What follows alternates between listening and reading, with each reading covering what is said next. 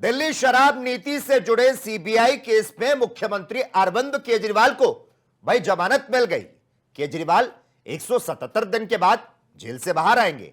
केजरीवाल को बेल मिलने के बाद आम आदमी पार्टी के जो सीनियर नेता हैं मनीष सिसोदिया, उन्होंने भारतीय जनता पार्टी पर निशाना साधा। तो वहीं मुख्यमंत्री को जमानत मिलने पर राज्यसभा सांसद संजय सिंह ने भी प्रतिक्रिया दी।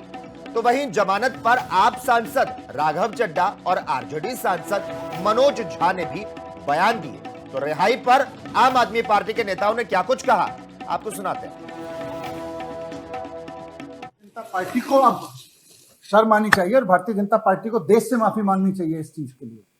जिस तरह से उन्होंने सीबीआई को तोते की तरह से इस्तेमाल करते हुए विपक्ष के नेताओं को गिरफ्तार करने का, ईडी को तोता मैना की तरह इस्तेमाल करते हुए विपक्ष के नेताओं को गिरफ्तार कराया, ये अपने आप में बहुत शर्मनाक है। इसके लिए भारतीय जनता पार्टी को माफी मांगनी चाहिए देश से। पहले दिन से ही हम लोग ये कह रहे हैं कि ये पूरा मामला झूठ की बुनियाद पे खड़ा किया गया है और इस झूठ को फैलाने में, इस झूठ को बनाने में जिम्मेदार कौन है? देश की सरकार, मोदी जी की सरकार, देश की तानाशाह हुकूमत, जिसने ईडी और सीबीआई को मिलाकर झूठ का पहाड़ खड़ा किया अरविंद केजरीवाल को बदनाम करने के लिए, आम आदमी पार्टी को बदनाम करने के लिए, हमारे नेता और हमारी पार्टी को खत्म करने के लिए।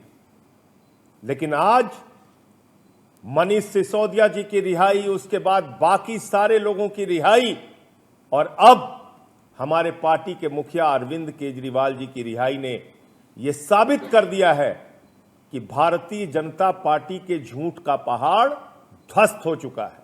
मैं दिल की गहराइयों से honourable supreme court of India का शुक्रिया अदा करता हूं, क्योंकि इस देश के न्याय के सबसे बड़े मंदिर ने आज अरविंद केजरीवाल जी को जेल की सलाखों से आजाद करने का फैसला सुना दिया। अरविंद केजरीवाल सिर्फ एक नाम नहीं है, बल्कि एक ब्रांड है, एक सच्ची ईमानदार राजनीति का। और इस राजनीति और इस ब्रांड की मुझे लगता है बढ़ती लोकप्रियता के कारण ही अरविंद केजरीवाल जी को 6 महीने के लिए जेल की सलाखों के पीछे जाना पड़ा। लेकिन आज जब 6 महीने बाद अरविंद केजरीवाल जी फिर लौट रहे हैं, तो दिल्ली की हर मां ऐसे खुशी मना रही है जैसे उसका अपना बेटा कई महीनों बाद घर लौट रहा। देखिए, मैं सीधे तौर पर कहता हूं ये होना था और ये हर एक केस में होगा, क्योंकि सारे केस फेक, फिक्टिशियस दिल्ली के बीजेपी दफ्तर में बैठ के बनाए गए थे। मैं बार बार आगाह कर रहा हूं कि इन्हें पता है सत्ता हस्तांतरण की चीज होती है। अभी हेमंत जी के केस में हाईकोर्ट का ऑब्जर्वेशन सुनिए, पढ़िए, और आज इस केस में पढ़िए। तमाचा पड़ा है ना, सिर्फ ईडी, आईटी, सीबीआई को नहीं, उनको भी पड़ा है जो ये स्कीम और प्लॉट करते हैं।